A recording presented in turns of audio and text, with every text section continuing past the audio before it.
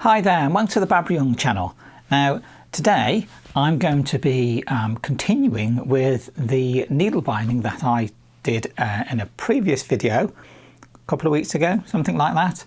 So I thought I'd just carry on from that with what I'm doing with the needle binding. So what I showed first of all is how I get started with needle binding. What's my initial start point? How do I get those first couple of loops on there to get started?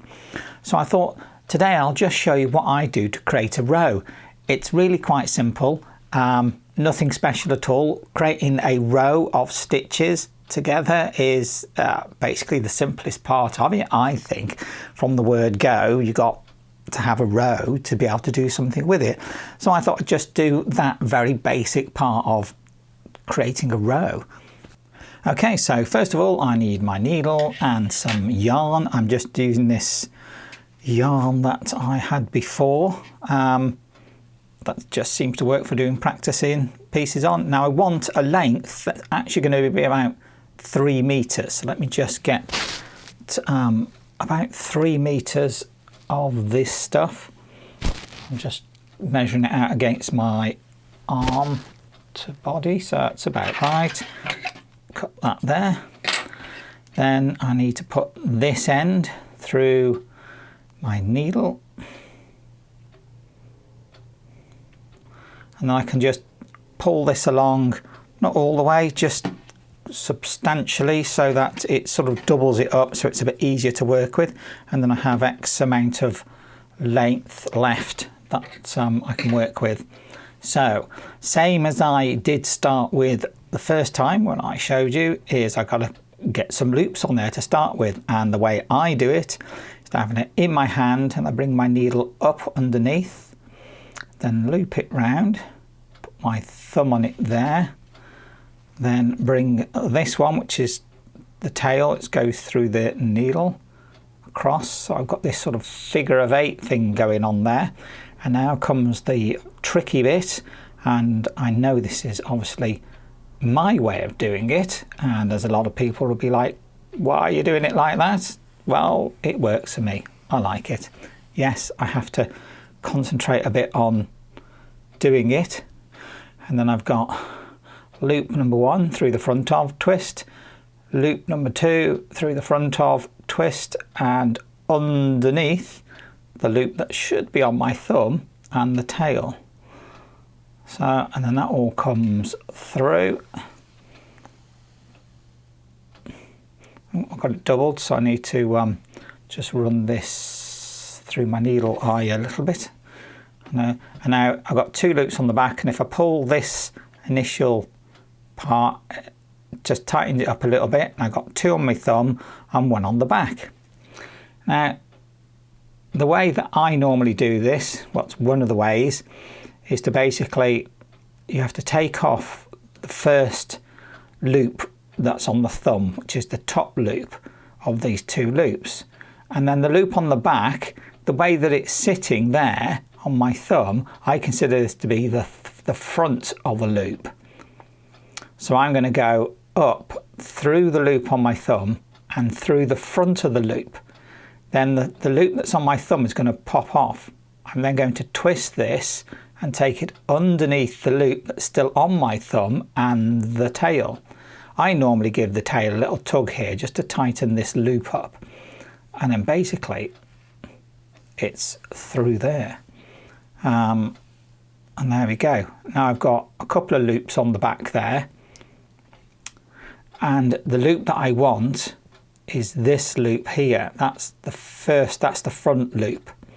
And of course I need the top loop. So I'm now going to go, I just normally just pinch this bit just to hold it in place, up the first loop on my thumb and through the back loop, slip that loop off my thumb, twist it, and underneath the loop that's still on my thumb and the tail.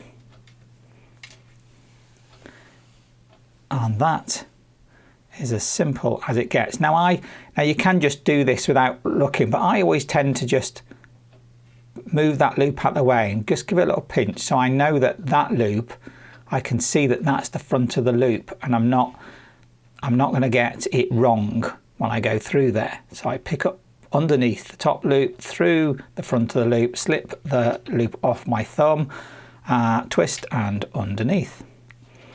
And that is, as they say, it. Under, through, flip off, twist under, and that's one stitch, as it were, stitch at a time. And that's just how I keep going. Now, when I've done a few stitches, what I find is that, getting that right, what I always find is that the first part, the start of it, I'll have a look at it in a moment and just do a couple more stitches.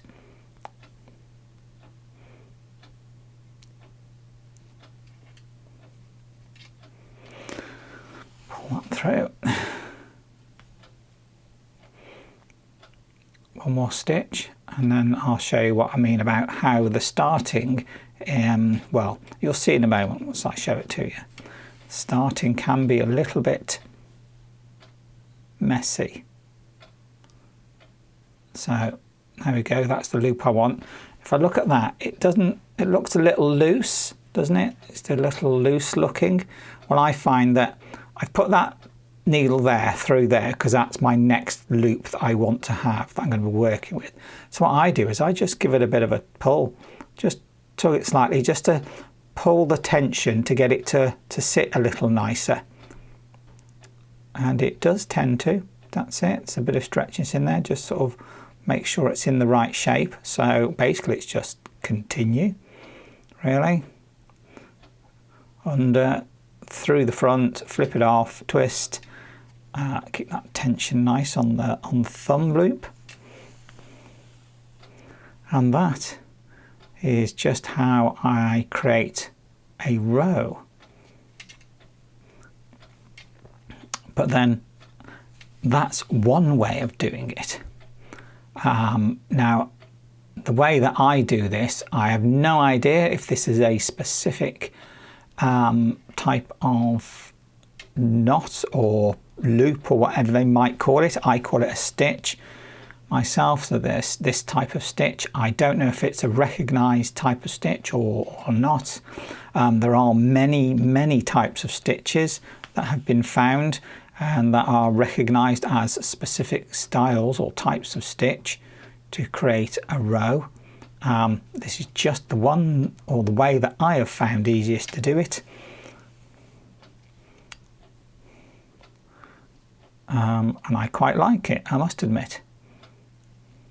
But then there are variations, even on, as it were, one of the standard stitches. They go, well, that's a recognised as, I don't know, Oslo stitch or Coppergate stitch or whatever it might be, that particular stitch. There are going to be variations on the theme because, as we know, people tend to change things from place to place. So where you might find one stitch that is used a lot of, there might be somewhere else, I don't know, only a few miles away, but on the other hand it could be tens of miles away or even 100 miles away or more, where there's another stitch which is very similar but different, because obviously it's a variation of how they create each loop.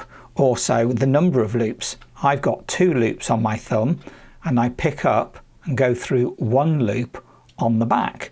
But you could have 3 loops on the thumb, 1 loop on the thumb. You might pick up 1 loop or 2 loops or even 3 loops off the back.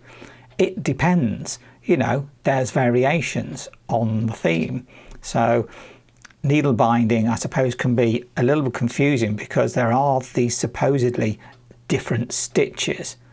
Whereas for me, I don't see it as different stitches, I just see it as a variation on a theme.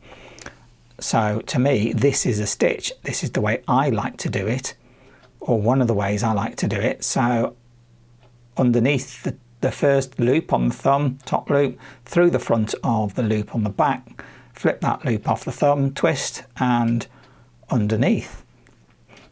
And that is one of the basic styles that I can do. And to me, I quite like it that way. Like I say, if there is anybody out there that knows if this is a specific stitch or a style of stitch, then please let me know, because like I say, to me, I have no idea what different one stitch is from another. To me, they're just stitches, which are, as I say, a variation on a theme. So what I'll do is I will come to an end in a minute. Let me just do one more stitch and through, and there we go. So I'm just going to put that through the last one and hold on to it, because what I want to do as well again is I just want to draw it out and give it some tension, so the stitches all draw and tension up nicely, because I suppose the size of my thumb seems to give it quite a slightly sort of loose gauge. Now the other thing about this is that there is a top and a bottom to this, well, I call it a row. And as I'm looking at my thumb pointing at you there, I would collect the next stitch from there, which looks like it's on the bottom, but it's not necessarily so. But what we do have is what looks like a top and a bottom to the row. So I do count this up here, coming off from this side, as the top, and I count this part here underneath as the bottom of the row. But this stitch, as you can see, has quite a, let me get that in camera, has quite a chunky profile to it. So that there being the top and that there being the bottom. Because if I was going to bring this round and make a garment like, let's say, a pair of fingerless mitts, I'd have to bring this round and pick up the stitches from the top of the row. So I have to make sure I bring it round correctly. That's the top. So if I'm picking up stitches, I'd pick them up off the top of the row. But that I will leave for another time. But there we go, that's one row. But as I said, this is a variation on the theme. So let's do a different row, but may seem like it's the same. So let me just get some more yarn, about 3 meters of it.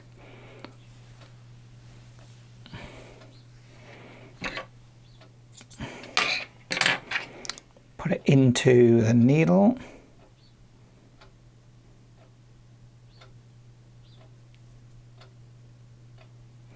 Draw that through for quite some way, so it's sort of doubled up, so it makes it a little bit easier to work with. Just draw it a bit more. There we go. And again, same as I always like to start underneath, wrap it around, pinch it there, bring the tail over, pinch that there if I can, nice and neatly. Now I have a figure of 8. If I can just pull it through without dropping it.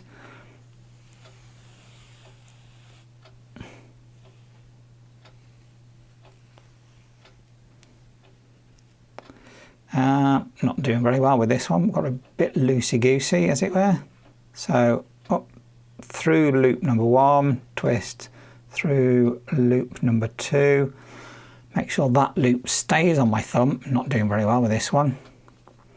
Then I've got to twist and go underneath those two there.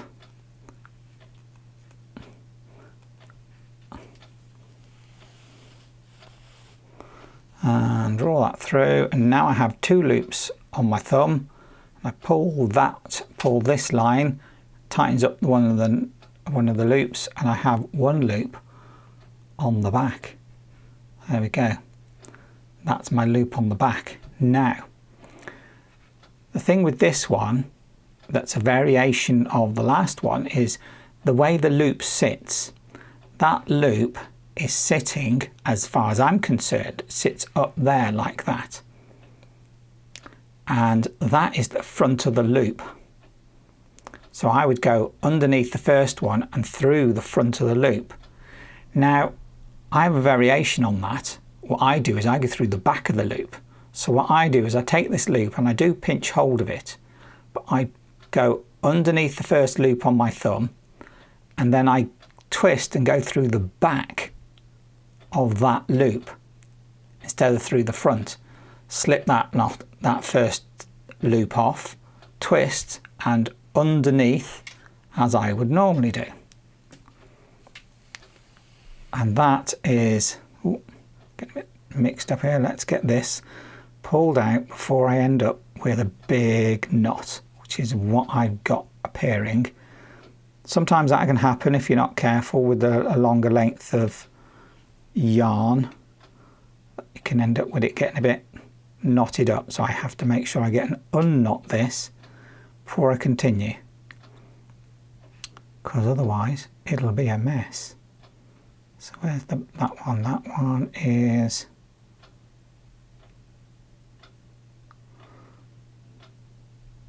so yes, that's something else to be aware of, is that when you do have a longer length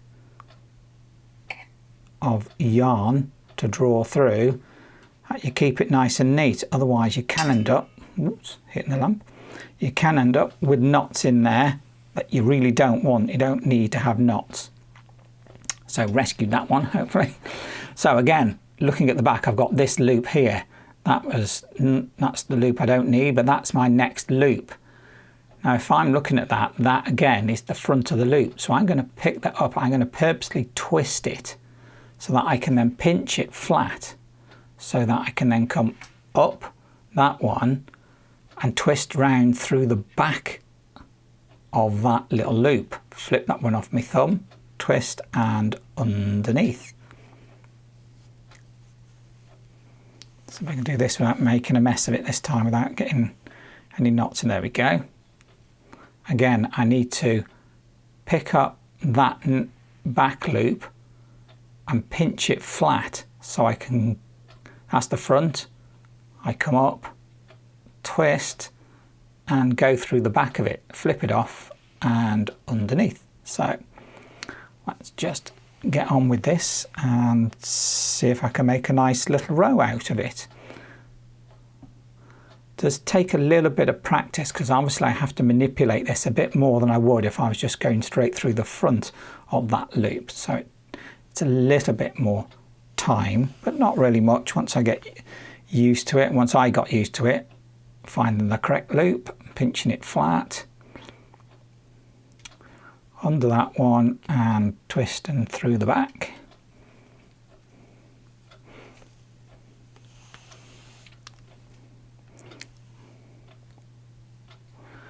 So there we go, and it's just keep on like that.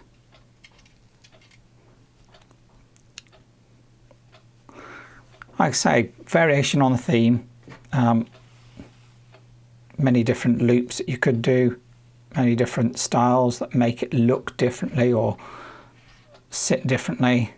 The only thing I can't change really, unless I do a completely different technique, is the gauge, because the gauge of my thumb doesn't change. So I'm always stuck with this slightly loose loops that I make from my thumb. I'm not sure if you could do it maybe off the fingers and try and work off the fingers, but possibility maybe, don't know, not tried that. Give me a different gauge. What I'll do now is I'll just show you where we are at the moment, and again, like with the first time I did it, it looks a little messy, doesn't it? But if I pull this and just tension it out a bit, then it does start to sit right. There we go. You know, it starts to look a bit more like it should do. So just a case of continue making loops, or stitches as I call them, to create a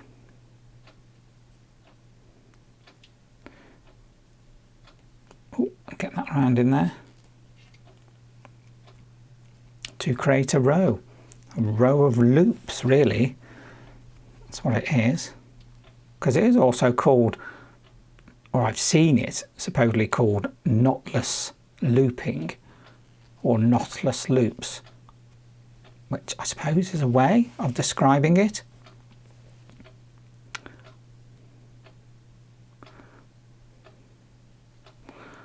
Oh.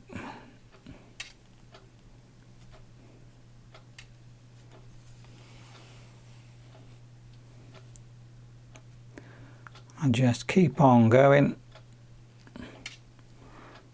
to create that nice row. Oh, doubled up, so I need to just draw this through on this side so there's less. Oh, that's it. So it's not going to double over, but I keep the, I still got that length of yarn to work with. So the only reason for doubling it up that way is so it makes it easier to draw it through, so you're not drawing through quite as much length every time you create a loop, because that's always a pain in the backside. And I've seen some people who will double or even triple up the lengths of the yarn to make it a bit easier to draw it through, so you're not drawing through so much all the time. I've not really learned to do that. Not been doing it long enough to pick up and get used to those sort of techniques, but I mean, it can be done. I've seen videos and people doing it.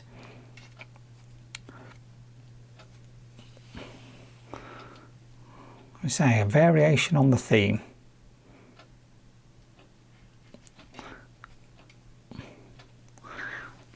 So the only thing that could be a bit of a bind with this sort of thing is the fact that you're working with your hand, with both hands. You're using your thumb, so there's always a certain amount of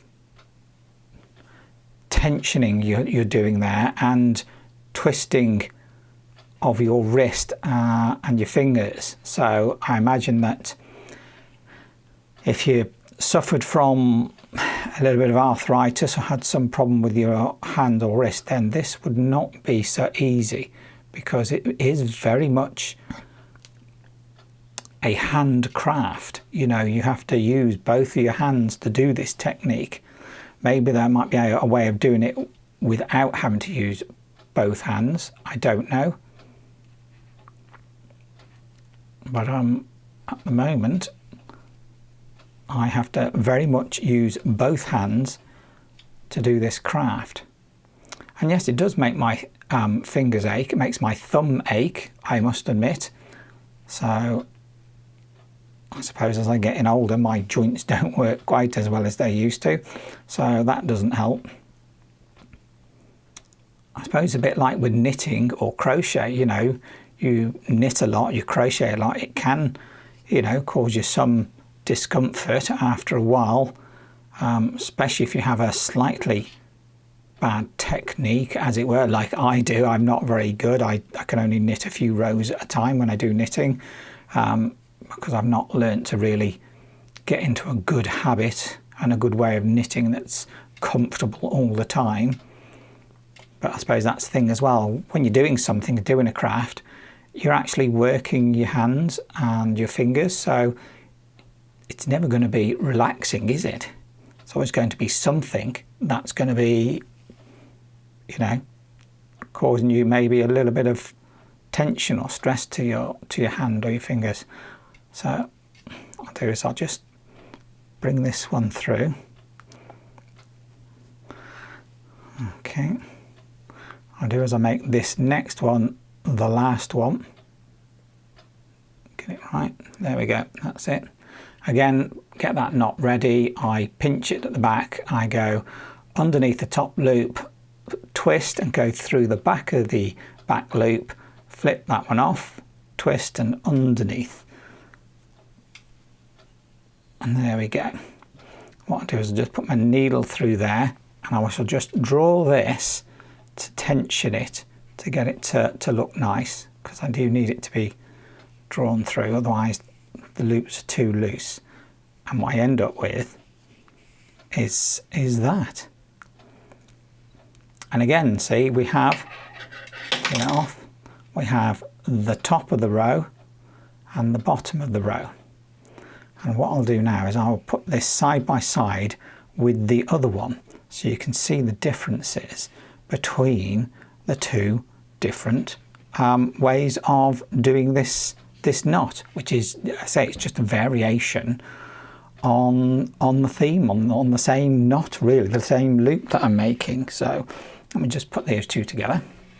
So I've got here 3 rows that are just a variation. So the way that I do that particular stitch, as I call it, the first one that I did was this one, of which is the one with the slightly wider, just move that way, slightly sort of cross sort of, you know, profile to it, slightly rounded profile.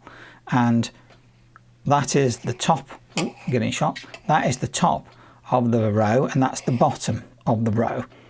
And you can pick this up again once you stop. It's just a case of finding the 2 loops there and putting them back on over the thumb. And if you're not sure which one's the bottom one, if you just pull on that, you'll see one of the rows tension up slightly, and the one that will tension should be the bottom row, and then that would be the next one to stitch into. But anyway, there we go. So that's the first one. That's a technique where I was picking up one and going through the front of the loop. And then the next one I've got is this one, which is the one where I was picking it up, I was going through the loop, but then twisting and going through the back of the back loop. And as you see, it is a bit flatter. It's a flatter profile than the other one. I don't know if I can pick them up together. Let me try it. Don't know if that shows up very well, but one is a much flatter profile, and the only difference being is that I was going through the back of that loop. That was the back loop. I was twisting and going through the back of it, and that's the only difference. One small variation and you get a variation on the theme, so like that. And then I have got a third one here that I've done, an example one, and this one is that way. This one is where I've done one stitch where I've gone through the front of the loop on the back, and then the next stitch is one where I've picked it up and gone through the back of the loop, and it's created something that's sort of in between, just maybe a little bit more decorative, maybe, don't know. So there we go. So that is three rows, basic rows that create very slightly different look about them, but they're all, let me get them in shot. Not very good at getting things in shot, am I, at the moment? It's because I'm working differently. I'm trying to film it from sort of looking down, and I don't usually film it that way. So yeah, so 3 variations on it, and they're only very slight variations on a theme. It's the same knot as far as I'm concerned. I'm creating the same stitch each time, but with a very slight variation, and I've got 3 different rows with 3 different looks about them, 3 different profiles. The tension to them is about the same. Maybe this one has got slightly less give in it, the flatter one, than the other 2. But I put that down to the size of my thumb. I can't change that unless I find a completely different way to do this. So yeah, there we go. Creating a row with needle binding. So there you go. That's me showing you how I create a row using the needle binding technique. It's quite simple, really, and like I said, I don't know what particular stitch I'm doing, if it's any particular one at all. It's just how I've learnt to do it and what I think looks good and works for me. And as I said, variation on a theme creates something a little bit different. So that's what I do. That's my way of doing it. And I know there are other techniques. I know there are other ways, other stitches and other looks that you get when you create a row from those other stitches. This is just how I like to do it. So yeah, I quite enjoy doing that, and I enjoy that process. It is sort of involved as well, because you actually have to think about what you're doing, especially with the third row that I created, which was varying the way that I went through the back loop on my thumb, whether I went through the front of it or the back of it, gives a slight variation. So through the front, through the back, through the front, through the back, just gives that difference. I suppose it's trial and error, isn't it? Have a go and see how it looks, and that's what I did, just to see what it comes out like, and found some ways of doing it that I like to do. So yeah, needle binding, creating a row. It's very simple. It's very easy, really, once you get used to it. Take me a little bit of working out to make sure that when I picked up the loop on the back of my thumb, I was picking it up correctly. But other than that, I didn't find it too bad. But it's a case of, like I say, a little bit of trial and error and just seeing how it all comes out. So yeah, that was an enjoyable thing to do.